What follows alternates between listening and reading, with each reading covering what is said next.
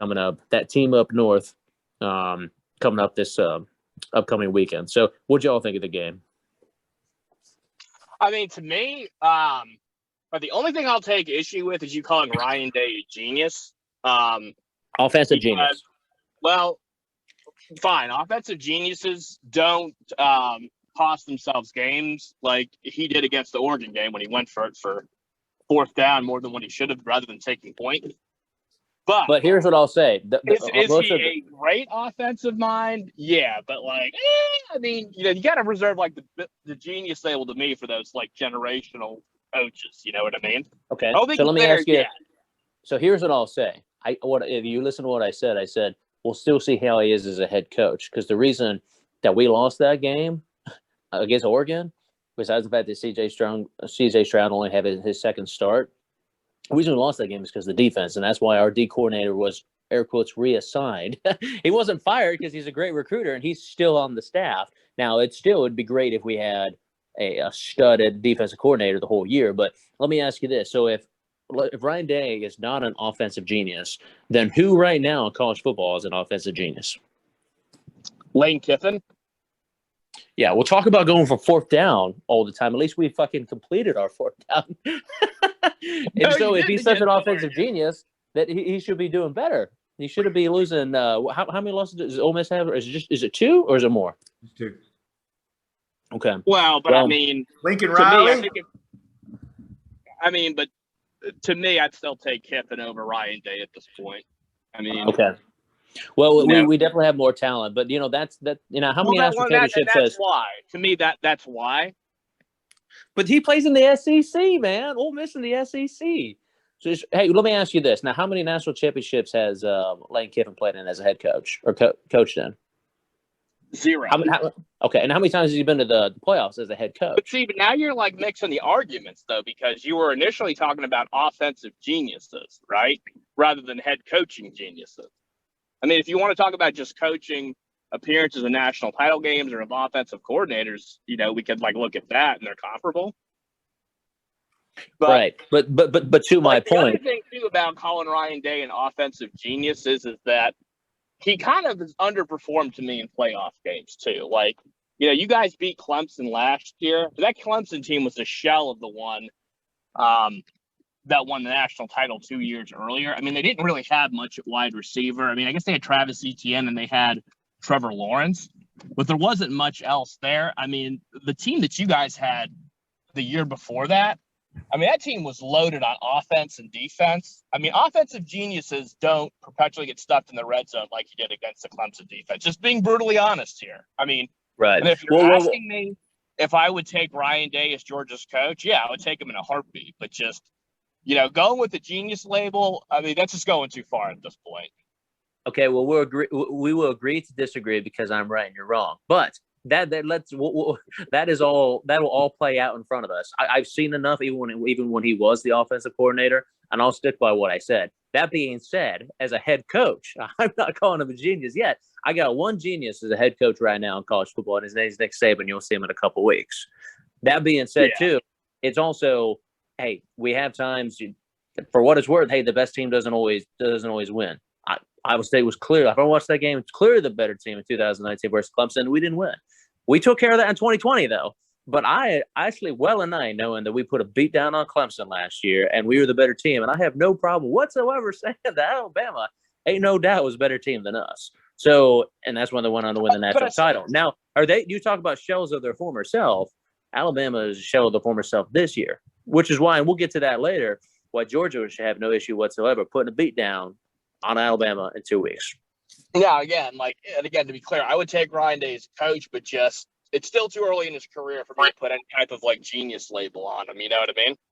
Well, so let me ask you this: who would you take right now as a head coach? Georgia has an opening. You have between Ryan Day and Lane Kiffin. Who do you take as a head coach? As a head coach at this point, I would take Ryan Day. But if it was offensive coordinator only, you would take Lane Kiffin. Yes.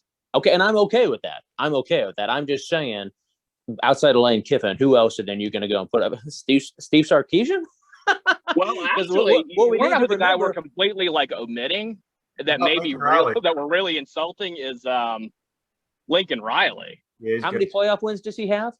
Well, but just as an offensive But genius, you're going though, I mean, offense. he's got Okay. like, I got you. yeah. I mean, the answer is 0, but I mean, I hear what you're saying. But yeah, so I'm going back and forth between the offensive coordinator and head coach discussion. But that's one for another day. I will say, do you have any other thoughts, Sean or Trey, on the Ohio State Michigan State game? I mean, yeah, you guys looked dominant. It was certainly your most complete game. I mean, yeah, you guys looked great. I think the thing you kind of look, Nick Saban always had this thing, and it always perpetually paranoids me. It makes me paranoid, I guess, and that he says that you can really get your team up for complete games twice a year. To me, that looked like about as complete of a game as you could have for you guys. And so you're wondering, I mean, can you sustain it? I mean, is that the best you guys are going to be, or does it continue going forward? Other than that, Well, and that's like a small kind of worry, I guess. Yep. Well, thing is, to your point.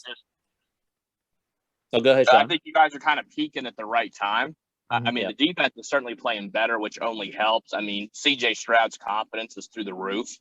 And, your wide receivers have been what they've been all year long. So, I mean, you guys are going to be a problem for anybody.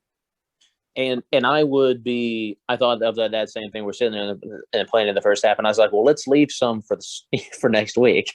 Because the thing I'll say is, so how many times, so I graduated from Ohio State in 2003. That year we lost to Michigan. Would you like to guess how many times we've lost to Michigan since 2003?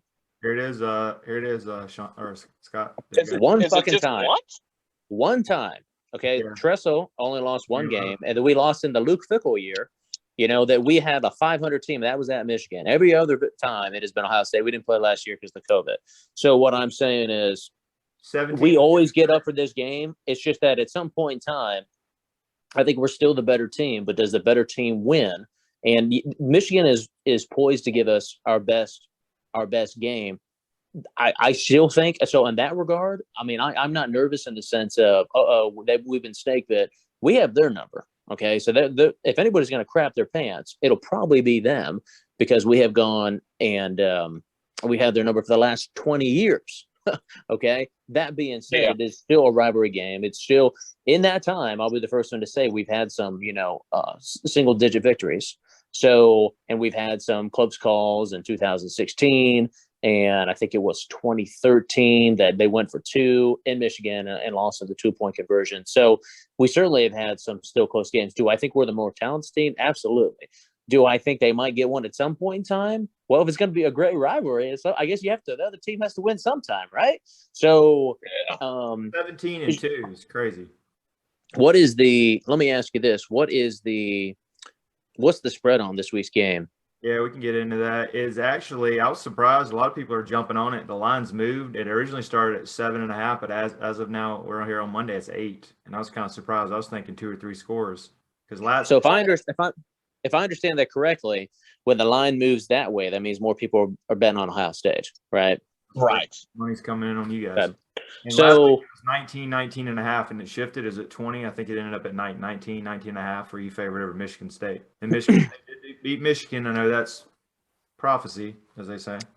So it is still, yes. We have the more talented team. They always have at the end of every practice. This is something that's been going on since the Tressel times. That, hey, here's what we have to do this year to beat Michigan. So it's something they talk about 365 days a year. There's a countdown in the weight room that they talk about that, except for last year when they put down that Clemson score. So that they always still have another countdown that shows you exactly how many days to Michigan. So in that regard, because I didn't have the game last year, I'm very excited about it. But I still think we're going to get their best shot. It's just offensively, I think we match up very well. And I will say a couple years ago when, Michigan had a shot at making the playoffs was that, God, what year was it? I think it was 2018, where they thought, hey, they're going to go and make the playoffs. And Don Brown was their defensive coordinator. He got fired this last year, which sucks for us because I wanted to say that forever. But Ryan Day, when he was still offensive coordinator, started drawing up. They had a zone defense, and he started drawing up all these slants, and we just took them to the woodshed. So I think that we're in their head that if things get out of whack fast, like Michigan State, then it could get ugly. That being said, I do expect it to be a great game. I'm more nervous now than what I have been in the past several years. I know last year we would have just obliterated them, but a lot of these teams last year that I said, well, shit, Penn State's pretty horrible, and I don't know about this. I don't know about this hire of Mel Tucker. I mean, a lot of that was COVID stuff. Now, that being said, before I completely shift over our Michigan talk, if the rumor with Mel Tucker, the rumor that's been going out there is that Michigan State floated him a contract 10 years, $95 million. And he hadn't signed it yet. You want to pull back on that? Because guess who also didn't want to, who gave a 10-year contract years ago and regretted it? Notre Dame and Charlie Weiss. No. How the fuck did that work out? So, and I like Mel Tucker, and we took it to him, and I still think he's a good football coach. But brother, if LSU wants him that much, I'd say go ahead. They're just snake bit because of when Saban left Michigan State however many years ago to go down to LSU and won a national title. Hey man, you got all that Big Ten network money. You don't want to lose them again. You don't want to be one of these programs that, because people don't leave Georgia. Okay, people don't usually leave Ohio State either. That's a destination job. But you have all these other programs that, oh, hey, there's a good coach at Iowa State. Well, let's pluck them away. Hey, there's a good coach at Cincinnati. Let's pluck them away. Well, and part of that, though, is just, the built-in advantage that a lot of the SEC schools have